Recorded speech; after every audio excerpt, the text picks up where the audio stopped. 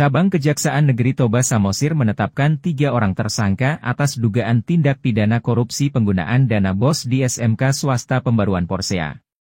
Penetapan ketiga tersangka tersebut merupakan penyalahgunaan dana BOS mulai dari tahun 2019 hingga tahun 2021 yang dilakukan inisial MM sebagai kepala sekolah, TS bendahara BOS dan DM sebagai operator dapodik di kantor cabang Kejaksaan Negeri Kecamatan Porsea Kabupaten Toba pada hari Kamis kemarin. Kepala Cabang Kejaksaan Negeri Toba Samosir di Porsea Jeffrey Pandapotan Simamora mengatakan dari 3 orang tersangka yang telah ditetapkan 2 orang telah dilakukan penahanan di Rutan Kelas 2B Balige dan 1 orang lagi berinisial MM masih daftar pencarian orang atau DPO setelah terlebih dahulu ditetapkan tersangka.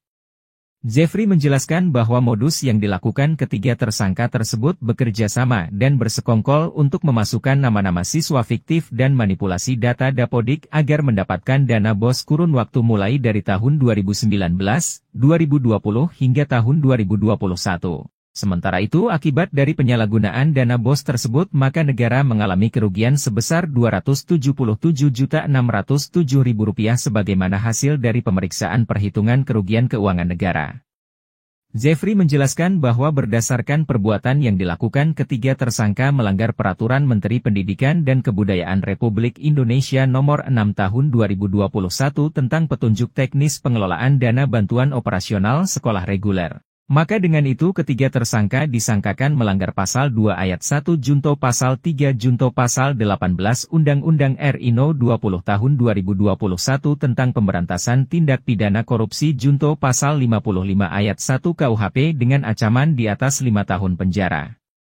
Jeffrey juga menambahkan terungkapnya kasus ini berkat upaya kerjasama dari tim penyidik Jaksa Devi Ria Winanda Sinaga, Desi Kristina Napitupulu dan Kiki Oktavia Butar-Butar.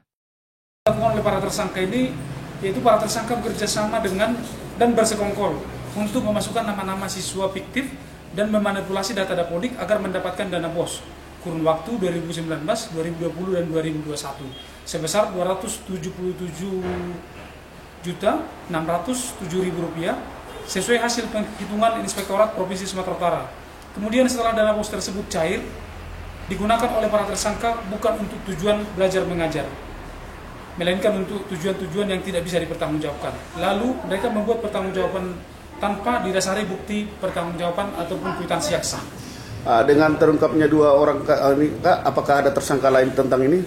Sebenarnya tersangka yang sudah kami tetapkan dalam penanganan perkara ini sudah ada 3. Namun tersangka pertama Maridin Marpaung selaku kepala sekolah yang berperan untuk mencarikan dana BOS tersebut dan mencari siswa-siswa yang bisa dimasukkan namanya tanpa harus mengikuti pembelajaran.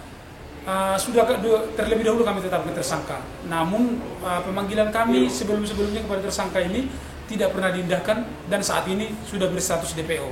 Jadi total tersangka yang kami tetapkan dalam penanganan perkara ini ada 3, yaitu tersangka MM selaku kepala sekolah, tersangka TS selaku bendahara BOS dan juga sebagai guru, dan tersangka DM selaku operator sekolah. Dari pengungkapan tersebut Pak, kira-kira ada berapa lama ini pihak kejaksaan juga menelusurinya sampai hari ini? Sudah cukup lama. Sprint penyidikan kami pertama kali terbit tahun 2022 di bulan Desember, kalau tidak salah seperti itu.